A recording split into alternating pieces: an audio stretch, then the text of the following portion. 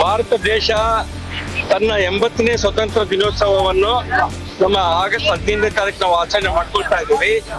ಈ ಪ್ರಯುಕ್ತ ನಾವು ತಿರಂಗ ಯಾತ್ರೆ ಅಂತೇಳಿ ನಿಗಮ ಗುಡಿಯಿಂದ ನಾವು ಮೋತಿ ಸರ್ಕಲ್ ವರೆಗೆ ಇದು ಪಾದಯಾತ್ರೆಯನ್ನ ಅರ್ಗ ತಿರಂಗ ಯಾತ್ರೆಯನ್ನ ನಾವು ಮಾಡ್ಕೊಳ್ತಾ ಇದ್ದೀವಿ.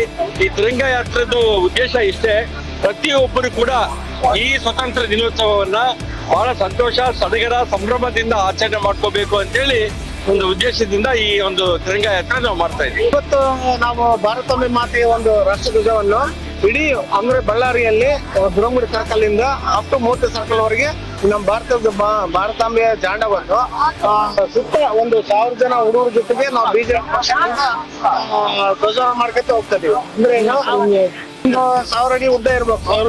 ಇದು ಏನು ಸೂಚಿಸ್ತದಂದ್ರೆ ಪ್ರತಿ ಒಂದು ಭಾರತದಲ್ಲಿ ಹುಟ್ಟಿದ ಪ್ರತಿಯೊಬ್ಬ ಮನುಷ್ಯ ಭಾರತೀಯರಾಗಿರ್ಬೇಕು.